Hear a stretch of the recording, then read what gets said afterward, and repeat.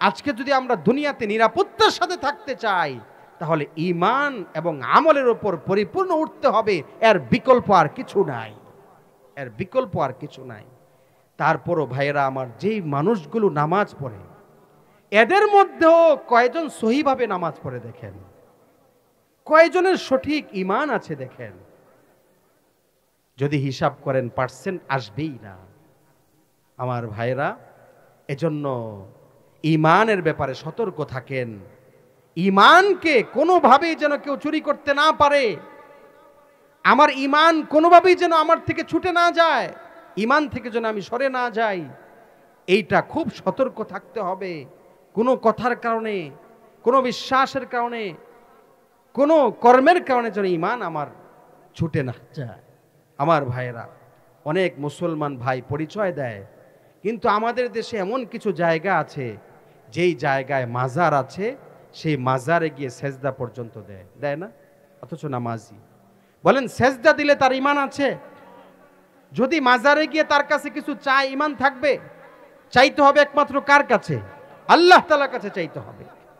আল্লাহ তাআলার কাছে সরাসরি চাইতে হবে। সেজদা কাকে দিতে হবে? একমাত্র আল্লাহ তাআলাকে।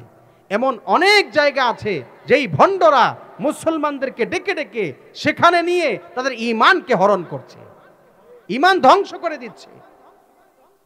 তারপরে অনেক তান্ত্রিক কবিরাজ আছে, দেখবেন বিভিন্ন জায়গায় লেখা আছে এই তান্ত্রিক কবিরাজ নাকি সমস্যার সমাধান করে, স্বামী স্ত্রীর অমিল এটা দূর করে দেয়, মিল মোহাব্বত তৈরি করে, তার মনের আশা পূরণ করে, তার সন্তান দেয়, বিদেশে যাওয়ার ব্যবস্থা করে, এরকম লেখা থাকে না? অনেক মানুষ এই তান্ত্রিক কবিরাজদের কাছে যায়। এগুলো ভণ্ড, এগুলো কুফুরি কালাম করে আপনার ঈমানকে হরণ করে। আপনাকে ডেকে সেখানে নিয়ে সে বলবে এই সমস্যার সমাধান করি, এই করি, সেই করি।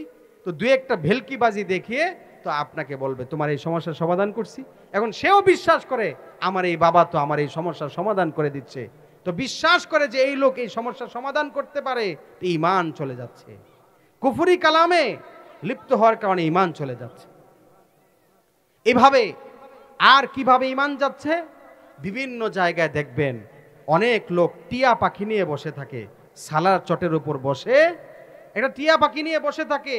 সে বলে আমি ভাগ্য পরিবর্তন করি, আসো আমার কাছে, তোমার কি কি সমস্যা আছে, হ্যাঁ আমি ভাগ্য পরিবর্তন করতে পারি। আমার ভাইয়েরা, তার একটা চট দিয়া জিজ্ঞাসা করা দরকার ছিল, 15 বছর ধরে তুই সালার চটের উপরই তো বসে এই কাজ করতেছস, তোর ভাগ্যই তো বেটা পরিবর্তন হয় নাই, তুই আরেকজনের কি ভাগ্য পরিবর্তন করবি? ঠিক কিনা বলেন? এই টিয়া পাখিওয়ালারাও মানুষের ঈমান হরণ করছে। বিভিন্ন দিক থেকে ঈমান ধ্বংসের পায়তারার ষড়যন্ত্র চলছে। ঈমানের ব্যাপারে সতর্ক থাকতে হবে। আমার কথা, আমার কাজ, আমার বিশ্বাস ঠিক রাখতে হবে, কোনোভাবেই জানে যেন আমার ঈমান আমার থেকে কেউ ছিনিয়ে নিতে না পারে। আমার ভাইয়েরা, ঈমানের ব্যাপারে আমার প্রথম কথা। দ্বিতীয় নম্বর কথা হলো সংক্ষেপে আমি কিছু কথা বলছি।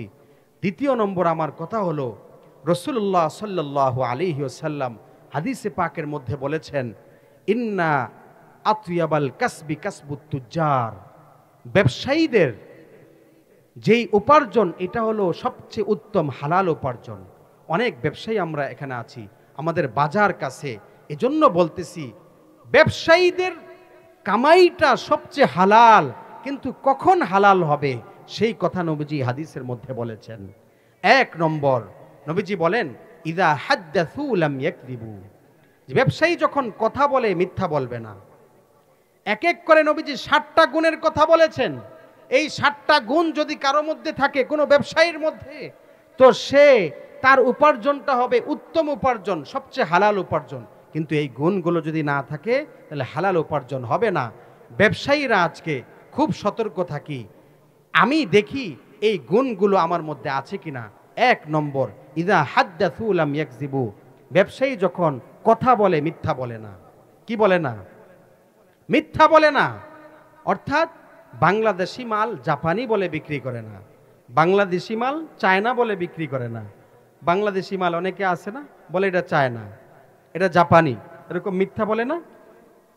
একটা মাল 10 টাকা দিয়ে কিনেছে, সে বলতেছে ভাই আমার ক্রয় মূল্য 20 টাকা, 20 টাকা দিয়ে কিনছি, এই কথাটা মিথ্যা হয় নাই? সে চিন্তা করে আমি যদি ক্রয় মূল্য 20 টাকা দিয়ে 20 টাকা বলি তো সে আমাকে অবশ্যই 20 টাকা দিবে। কথা বোঝেন নাই? আবার বলেও হুজুর মিথ্যা বলা ছাড়া তো ব্যবসা হয় না, নাউজুবিল্লাহ বলেন। আপনি টাকা পাইতে পারেন কিন্তু বরকত হবে না, বরকত হবে না। আপনার এই টাকা, যেই টাকা উপার্জন করেছেন, আপনার বিপদ ডেকে আনবে।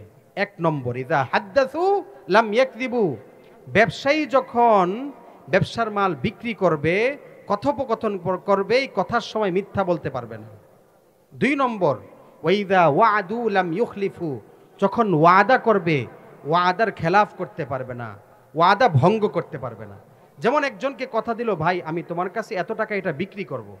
কিছুক্ষণ পরে একটা ভাই বলল যে তোমারে আরো 200 টাকা বেশি দিব। এখন ওই আগের ব্যক্তিকে কিন্তু আপনি ওয়াদা দিয়েছেন, দ্বিতীয় ব্যক্তির কাছে বিক্রি করতে পারবেন না। ওয়াদা না দিয়ে থাকলে ঠিক আছে, কিন্তু ওয়াদা দিয়ে থাকলে আরেকজন বেশি বললেও বিক্রি করতে পারবেন না। তাহলে বোঝা গেল বিক্রেতার দ্বিতীয় নম্বর যে গুণ থাকবে, ইদা ওয়াদু লাম ইউখলিফু, যখন ওয়াদা করবে ওয়াদার খেলাফ করতে পারবে না। 3 নম্বর, ওয়াইদা তুমিনু লাম ইয়াখুনু, যখন আমানত রাখা হবে আমানতের খেয়ানত করতে পারবে না। 3 নম্বর কি করতে পারবে না? আমানতের খেয়ানত করতে পারবে না। 4 নম্বর, ওয়াইদাশতারাউ লাম ইয়াযুম্মু, যখন বিক্রেতা মাল কিনে আনবে, কিনে আনার সময় অযথা এই মালের দোষ বলবে না। যেমন একজন থেকে মাল কেউ কিনতে, এই ব্যবসায়ী কিনতে গেছে, কেনার সময় সেই কথা অযথাই দোষ বের করবে না। অর্থাৎ যেই দোষটা নাই সেই দোষটা শুধু শুধুই বের করবে না, যে এটার মধ্যে এই দোষ আছে, এই দোষ আছে। অনেকে কিন্তু দাম কমানোর জন্য বিভিন্ন দোষ বলতে থাকে না? এটা কোনোভাবেই ঠিক হবে না। হ্যাঁ, যদি বাস্তবেই দোষ থাকে সেটা বলবেন, কিন্তু আপনি অযথাই যদি দোষ বের করেন তাহলে এটা কি হবে না? জায়েজ হবে না। অনেকে এই কাজটা করে যে এই মালটা তো তোমার এই দোষ আছে, এই দোষ আছে, অযথাই শুধু এই দামটা কি করার জন্য? কমানোর জন্য, ধোঁকাবাজি করার জন্য। 4 নম্বর হলো ওয়াইদাশতারাউ লাম ইয়াযুম্মু, যখন মাল ক্রয় করবে অযথাই দোষ বের করবে না। 5 নম্বর, ওয়াইদা বাউ লাম ইউতরু, ওয়াইদা বাউ লাম ইউতরু, যখন মাল বিক্রি করবে, বিক্রি করার সময় অতিরিক্ত প্রশংসা করবে না। যেটা বৈশিষ্ট্য যা যা আছে সেটাই বলবে, অতিরিক্ত বলবে না এটার মধ্যে এটাও এটাও আছে, এটাও আছে, এটাও আছে। বুঝেন নাই কথা? 2 নম্বর মাল বলতেছে এটা 1 নম্বর, কথা বুঝেন নাই? তাহলে ওয়াইদা বাউ লাম ইউতরু, অতিরিক্ত প্রশংসা করতে পারবে না পণ্যের, যেটা আছে সেটাই। আর 6 নম্বর হলো, যদি সে কারো কাছে ঋণী হয়, তাহলে ঋণী যদি হয় তাহলে এই টাকা পরিশোধের ব্যাপারে টালবাহানা করবে না, যথাসময়ে টাকা পরিশোধ করে দিবে। আর 6 নম্বর হলো, যদি সে কারো কাছে টাকা পায় তাহলে এই টাকা পরিশোধের জন্য চাপাচাপি করবে না। আমার ভাইয়েরা, অনেক ব্যবসায়ীর মধ্যে এই খাসলত আছে, অযথাই প্রত্যেক বিক্রয়ের সময় সে মিথ্যা বলে না? মিথ্যা বলে যে এটা দেশীয় মাল, সে বলতেছে এটা বাহিরের মাল। কি কি বৈশিষ্ট্য আছে এর বাহিরেও সে অতিরিক্ত অনেক বৈশিষ্ট্যের কথা বলতেছে না? একজনের সাথে ওয়াদা দিয়েও সে আরেকজনের কাছে বিক্রি করে ফেলতেছে কিছু বেশি মূল্য পাওয়ার আশায়। আমার ভাইরা, এই দোষগুলো যদি থাকে, ব্যবসায়ী ভাইরা, এই দোষগুলো আমাদের থেকে দূর করতে হবে, তাহলে আমার উপার্জন হালাল হবে। আত-তাজিরুস সাদুকুল আমিন মান নাবিয়্যিন ওয়াস সিদ্দীকিন ওয়াস শুহাদা ওয়াস সালিহিন।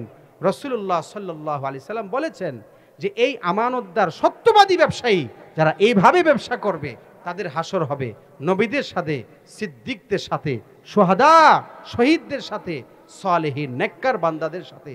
কিন্তু এই গুণাবলী যদি না থাকে তাহলে আর এই আশা কিন্তু করা যাবে না, তখন আপনার উপার্জনও কিন্তু হালাল হবে না। আমার ভাইয়েরা, এই গুণ আর বৈশিষ্ট্যগুলো আমরা ব্যবসায়ীরা নিজের মধ্যে আনার চেষ্টা করব।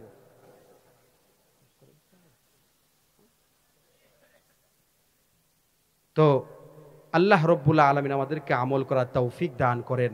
সামনে রমজান আসতেছে, নিজেদেরকে শুধরিয়ে নেই, তাওবা করি, আল্লাহ তাআলার কাছে মাফ চাই। জীবনের যত গুনাহ আছে এই গুনাহের উপর অনুতপ্ত হই এবং সমস্ত গুনাহ ছেড়ে দিয়ে আল্লাহ তাআলার কাছে তওবা করি, দিলকে পরিশুদ্ধ করি, আল্লাহর সাথে ওয়াদা করি আল্লাহ আর গুনাহ করব না। এইভাবে তওবা করে, অনুতপ্ত হয়ে তওবা করে এইভাবে রমজানে প্রবেশ করি। আর রমজানে বেশি থেকে বেশি ইবাদত করার চেষ্টা করব, নাফরমানি থেকে বাঁচার চেষ্টা করব। যারা এখানে আমরা হোটেল বা বিভিন্ন খাবার দাবার বিক্রি করি, অবশ্যই আমরা দিনের বেলা হোটেল বন্ধ রাখব, কোনো রোজাদার ঢুকে যেন খাবার খেতে না পারে। আমার ভাইয়েরা, যত মানুষ খাবার খাবে আপনি সকলের এই গুনাহের ভাগীদার কিন্তু আপনি হবেন। এজন্য সতর্ক থাকতে হবে। আল্লাহ রব্বুল আলামিন আমাদের সকলকে আমল করার তৌফিক দান করেন। আমিন। ওমা আলাইনা ইল্লাল বালাগ।